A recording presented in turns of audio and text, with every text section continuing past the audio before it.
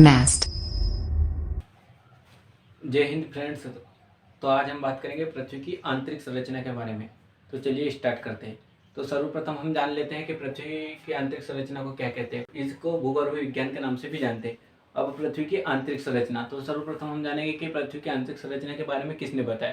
तो Edward Suez नामक वैज्ञानिक ने सर्वप्रथम पृथ्वी की आंतरिक संरचना के बारे में बताया। उन्होंने पृथ्वी को 3 भागों में विभाजित किया। तो अब हम बात करेंगे पृथ्वी की आंतरिक संरचना के बारे में।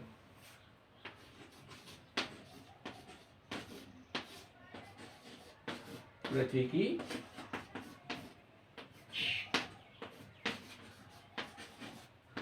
आंतरिक संरचना, ठीक है। तो सबसे पहले किन्होंने बताया पृथ्वी की आंतरिक संरचना के बारे में? एडवर्ड सुएस नामक वैज्ञानिक ने।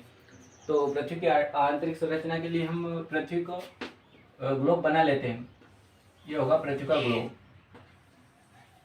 अब पृथ्वी का हम पूरा भाग का अध्ययन करेंगे तो इसके लिए बड़े ग्लोब की आवश्यकता होगी। तो इसलिए हम पृथ्वी का कुछ भाग निकाल लेते हैं। जिस प्रकार आप तरबूजा खरीदने जाते हैं और तरबूजा वाला जब आपको काट कर देता है तो वो आपको थोड़ा सा भाग काट कर दिखाता है, जिससे पता चल जाता है कि तरबूज अच्छा है या नहीं है। उसी प्रकार हम पृथ्वी का कुछ भाग या कुछ हिस्सा निकालेंगे, जिससे हमें पता चल जाएगा पृथ्वी के आंतरिक संरचना के बारे में, ठीक है।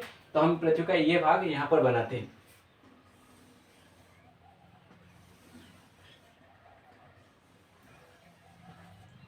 तो सबसे पहले किस वैज्ञानिक ने बताया पृथ्वी की आंतरिक संरचना के बारे में? तो एडवर्ड सुएस नामक वैज्ञानिक ने। तो हम लिख सकते हैं सुएस के अनुसार।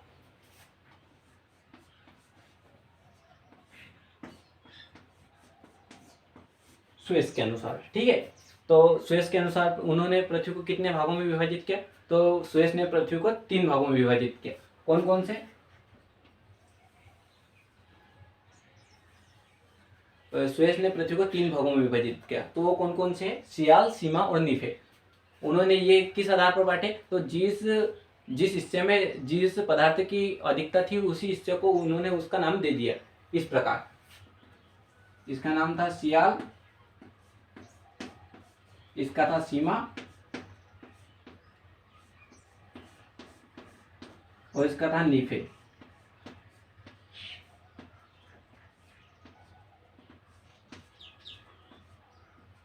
ये भी सियाल, सीमा और नीफे, इनको पदार्थों के रूप में इनका नाम दिया था। तो सियाल का मतलब क्या था कि सिलिकॉन और एल्यूमिनियम। सिलिकॉन और एल्यूमिनियम। तो एस आई का मतलब सिलिकॉन और इसका ए एल का मतलब एल्यूमिनियम। इसका एस आई का मतलब सिलिकॉन हो जाएगा और एम ए का मतलब मैग्नीशियम। एन आई का मतलब निकिल और एफ ई का मतलब लोहा, ठीक है। सिलिकॉन सिलिकॉन सिलिकॉन इसका हो जाएगा एल्यूमिनियम इसका हो जाएगा मैग्नीशियम, इसका हो जाएगा निकिल, इसका हो जाएगा लोहा, ठीक है। तो ऐसे उन्होंने जिसमें जिस पदार्थ की मात्रा अधिक थी उन्होंने उसका नाम उन्होंने दे दिया। अब हम बात करते हैं कि इन्होंने किस प्रकार आगे इसको बताया। उन्होंने बताया कि जो सियाल है वो पूर्णतः अम्लीय है। क्या बताया कि जो सियाल है वो क्या है? अम्लीय, ठीक है। सियाल को उन्होंने पूर्णतः अम्लीय बताया। और जो सीमा है उसे उन्होंने बताया कि ये पूर्णतः क्षारीय है।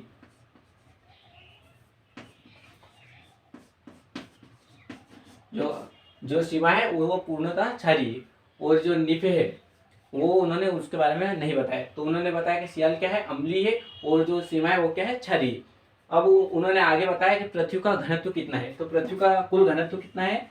तो उन्होंने पृथ्वी का कुल घनत्व बताया 5.5 ग्राम पर सेंटीक्यूब, ठीक। उन्होंने पृथ्वी का घनत्व बताया 5.5 ग्राम, ठीक है। 5.5 ग्राम बताया उन्होंने पर सेंटीक्यूब, 5.5 ग्राम। उन्होंने इसका अलग अलग भी बताया। जैसे सियाल का घनत्व अलग है और सीमा का घनत्व अलग है और नीफे का घनत्व अलग है। तो उन्होंने तीनों का घनत्व भी अलग अलग बताया। वो इस प्रकार था कि सियाल का घनत्व उन्होंने बताया सबसे पहले कि 2.5 ग्राम, 1/2 या 2.5 ग्राम पर सेंटीमीटर क्यूब, ठीक है। और इन्होंने सीमा का घनत्व कितना बताया, तो इन्होंने 4 ग्राम के लगभग बताया। और इन्होंने निफे का घनत्व कितना बताया, तो इन्होंने 11 ग्राम पर सेंटीक्यूब। ठीक है, ये तो हो गई पुरानी बात, जब वो एडवर्ड स्वेस ने इसको बताया था। अब आधुनिक विचारधारा के अनुसार उन्होंने इसका रूप थोड़ा सा परिवर्तित किया।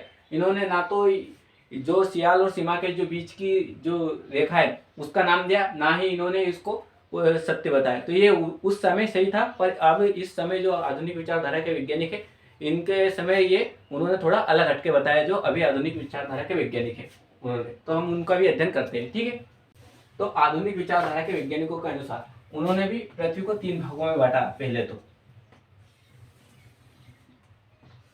सबसे पहले पृथ्वी को उन्होंने भी 3 भागों में बांटा। उन्होंने बांटा क्रस्ट, मेंटल और कोर। तो क्रस्ट का मतलब होता है भूपर्पटी, भूपर्पटी, भूपर्पटी। इसका मतलब होता है प्रवाह, इसका मतलब होता है कोण या क्रोड़। ठीक है, तो भूपर्पटी, प्रवाह और कोण। और इसका था, इन्होंने बताया था सियाल, सीमा और निफे। तो हम इनकी तुलना भी कर सकते हैं, जैसे सियाल की तुलना भूपर्पटी से या क्रस्ट से, इसको क्रस्ट बोलते हैं, क्रस्ट। ठीक है, इसको मेंटल बोलेंगे, इसको बोलेंगे कोर। ठीक है, तो क्रस्ट, मेंटल और कोर, क्रस्ट, मेंटल और कोर। ठीक है, तो इन्होंने बताया कि जो सियाल है वो तो भूपर्पटी हो गई, और जो सीमा है वो प्रवाह या मेंटल हो गई, और जो निफे इसको कोर बोलेंगे। ठीक है, अब इन्होंने बताया, ऐसा कुछ नहीं बताया था कि इसका भाग क्या होगा, कि कितने भाग में क्या होगा। इन्होंने आधुनिक विचारधारा के जो वैज्ञानिक है, इन्होंने उसके भाग भी अलग अलग बताए कि ये कितने प्रतिशत भाग पे और ये कितने प्रतिशत भाग पे। तो सबसे ज्यादा कौन है, तो प्रवाह सबसे ज्यादा भाग पे। तो ये कितने प्रतिशत भाग पे, तो 83% भाग पे है। कितने, 83% भाग पर क्या है, प्रवाह है। और ये कितने, मात्र महज 1% भाग पर क्या है, भूपर्पटी। पृथ्वी के 1% भाग पर क्या है, भूपर्पटी। और बाकी जो 16% भाग है उस पर क्या है, भूपर्पटी के अलावा कोर है 16% भाग पर। तो ये अलग अलग है। अब इन्होंने ना तो ये बताया था कि द्रव है या ठोस है, ये क्या है, स्वेस ने ये नहीं बताया था स्पष्ट। आधुनिक विचारधारा के जो वैज्ञानिक है, इन्होंने इसको ये भी बता दिया कि ये ठोस है या द्रव है या गैस है। तो इन्होंने बताया कि जो भूपर्पटी है ये पूर्णतः ठोस भाग है। ये क्या है, पृथ्वी का ठोस भाग है। जो ऊपरी भाग है ये क्या है, ठोस भाग है। तो पृथ्वी का ऊपरी भाग है ये ठोस है। जो उसके नीचे वाला प्रवाह या मेंटल है, जो मेंटल या प्रवाह भाग है वो क्या है, अर्ध तरल अवस्था में। ये तो क्या होगा, ठोस होगा। ये क्या होगा, ठोस। ये पूर्णतः ठोस है। ठीक है, और ये अर्ध तरल है, अर्ध तरल, अर्ध तरल अवस्था में, ये प्लाज्मा अवस्था में। ठीक है, और ये पूर्णतः द्रव है। ये क्या है, द्रव। तो ये तो द्रव होगा पानी जैसा, मतलब पानी या दूध मान लेते हैं इसके जैसा। और ये ठोस होगा, ये जैसे पत्थर जैसा, बिल्कुल ठोस अवस्था में। ठीक है, और ये क्या होगा, अर्ध तरल अवस्था में। ना तो ये लिक्विड है ना ये ठोस है। ठीक है, अब इन्होंने इनकी जो रेखा है इनका अलग अलग नाम दिया। तो सबसे पहले इन्होंने बताया कि जो भूपर्पटी और प्रवाह को अलग करती उस रेखा को हम क्या कहते हैं। तो जो ये रेखा यहाँ पर दिखाई दे रही है, इस रेखा को क्या कहेंगे, तो इसे कहेंगे मोह, मोह असंबद्धता रेखा। ठीक है, इसे बोलेंगे मोह असंबद्धता रेखा। और जो ये कोर और प्रवाह को अलग करती इस रेखा को क्या कहेंगे, तो इस रेखा को कहेंगे गुटेनबर्ग,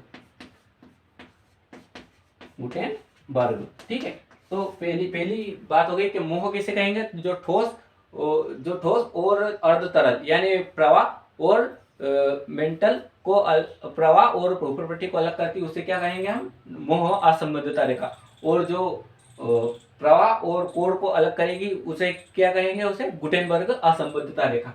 तो इसके लिए हम थोड़ा अलग फिगर बना लेते हैं। ठीक है, तो ये तो हो गई ऊपरी बात। अब हम इन आधुनिक विचारधारा के वैज्ञानिक इतने ही नहीं रहे, उन्होंने और भी इसका अध्ययन किया और स्वेस की जो सिद्धांत था उसको और भी डिटेल से बताने की कोशिश की।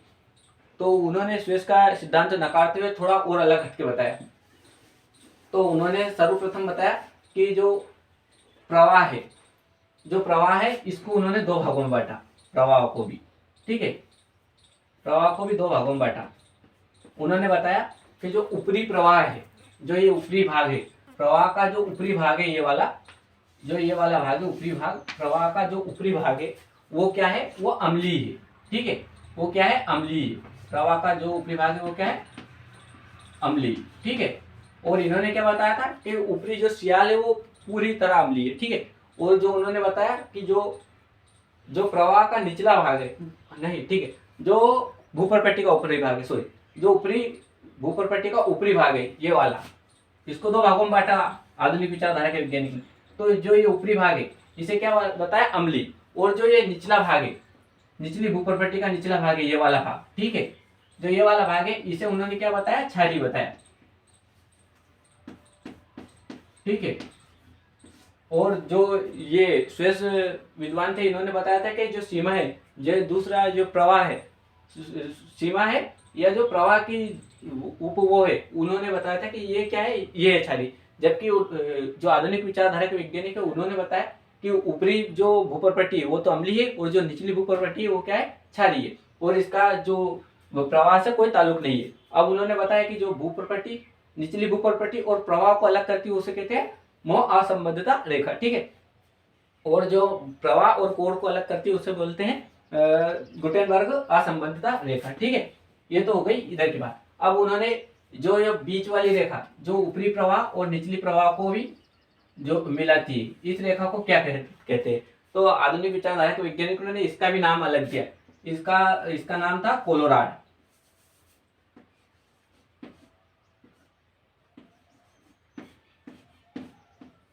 कोलोराड असंबद्धता रेखा। ठीक है, इसका हुआ कोलोराड असंबद्धता रेखा। अब आधुनिक विचारधारा के वैज्ञानिकों ने फिर डबल से प्रवाह को भी दो भागों में विभाजित किया। तो प्रवाह को दो भागों में विभाजित किया, तो ऊपरी प्रवाह और निचली प्रवाह। तो ऊपरी प्रवाह और निचली प्रवाह को अलग करने वाली रेखा कौन सी रेखा हो जाएगी? तो ये हो जाएगी रेपेटी,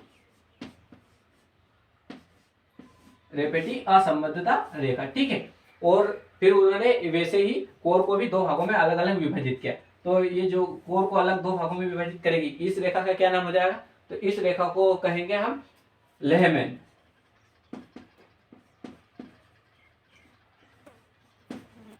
ठीक है, तो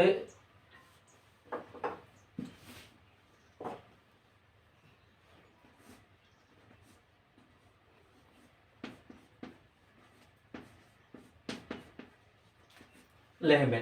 तो जो क्रस्ट, ऊपरी क्रस्ट और लोअर क्रस्ट, या ऊपरी क्रस्ट और निचली क्रस्ट को अलग करती है, उस रेखा को कहेंगे कोलोराड रेखा। पहली हो गई। अब जो प्रवाह, ऊपरी प्रवाह और निचली प्रवाह को अलग करेगी वो हो गई दूसरी रेखा, रेपेटी रेखा। और जो निचली कोण और ऊपरी कोण को अलग करेगी उसे कहेंगे लेहमैन, लेहमैन। तो ये तीसरी रेखा हो गई। तो इनको तीनों की एक ट्रिक हो गई, ये हो गई करले, करले। ठीक, मतलब कोलोराड, रेपेटी और लेहमैन, ये हो गई ट्रिक। ठीक है, वैसे ही इधर की जो ट्रिक है, जो भूपरपट्टी और प्रवाह को अलग करेगी उसे बोलेंगे मोह असंबद्धता, मोह असंबद्धता, मोह असंबद्धता रेखा। और जो प्रवाह और कोण को अलग करेगी उसे बोलेंगे गुटेनबर्ग असंबद्धता रेखा। ये आपको स्पष्ट नहीं दिखाई दे रहा होगा, तो इसलिए मैं नीचे लिखता हूँ, यहाँ की रेखा उसको लिख देता हूँ नीचे, गुटेनबर्ग, गुटेनबर्ग असंबद्धता रेखा। ठीक है, अब ये तो हो गई स्वेस और आधुनिक विचारधारा के जो वैज्ञानिक है उन्होंने तुलना की वो। अब इन्होंने भी जो पाया, जो स्वेस मोदी ने बताया था वही इन्होंने पाया कि पृथ्वी का जो घनत्व है वो कितना है, 5.5 ग्राम पर सेंटीमीटर क्यूब। ठीक है, ये यही इन्होंने पाया। पर आज के जो युग है, उन्होंने जो पहले बताया था वो भी कुछ हद तक सही था, उन्होंने सिर्फ स्पष्ट नहीं किया था। और जो आधुनिक विचारधारा के वैज्ञानिक है इन्होंने भी धीरे धीरे स्पष्ट किया कि जो इसको अलग अलग भागों में विभाजित करते हैं तो किस प्रकार इसका फिगर बनता है। ठीक है, अब हम जान लेते हैं पृथ्वी की मोटाई के बारे में, कि जो एडवर्ड स्वेस और आधुनिक वैज्ञानिक है उन्होंने जो पृथ्वी की मोटाई है उसके बारे में क्या विचार दिया है, क्या तर्क दी। तो सबसे पहले हम स्वेस का बना लेते हैं। स्वेस ने कहा कि जो भूपरपट्टी है ये कितने 350 से 300 किलोमीटर तक मोटी होती है। इसकी जो मोटाई होती है ये कितनी होती है, गहराई मान ले या मोटाई, जो भूपरपट्टी की मोटाई मान ले, यह पृथ्वी की गहराई जो भूप्रपट्टी की होती है 30 से जो 300 किलोमीटर तक होती है, ठीक है। और इन्होंने बताया कि 29 किलोमीटर जो समुद्र होती है अटलांटिक महासागर, वहां पर जिसकी गहराई के बाद जो भूप्रपट्टी बचती है, जैसे समुद्र इतना गहरा होगा, ये समुद्र होगा, समुद्र वाला भाग, तो जो ये गहराई बची है कितनी है, तो अटलांटिक महासागर में इसकी कितनी है, 29 किलोमीटर है ओनली, ठीक है। और जो प्रवाह है इसकी मोटाई उन्होंने बताई 1000 से 2000 किलोमीटर, इन्होंने बताई 1000 से कितनी 2000 किलोमीटर, ठीक है। और इन्होंने कोर के बारे में कुछ बताया नहीं। और फिर आधुनिक वैज्ञानिक, ये स्वेस के अनुसार होगा। अब आधुनिक वैज्ञानिकों ने क्या कहा, तो आधुनिक वैज्ञानिकों के अनुसार आधुनिक वैज्ञानिकों ने ही इसका थोड़ा सा लेटेस्ट वर्जन जैसा निकाला। उन्होंने कहा कि जो पृथ्वी है इसका जो प्रवाह है, प्रवाह की जो समुद्र के नीचे जो गहराई है वो ओनली 5 किलोमीटर होती है। जो समुद्र के नीचे की जो गहराई, ये वाली गहराई, ये कितनी होती है, मात्र 5 किलोमीटर, ठीक है।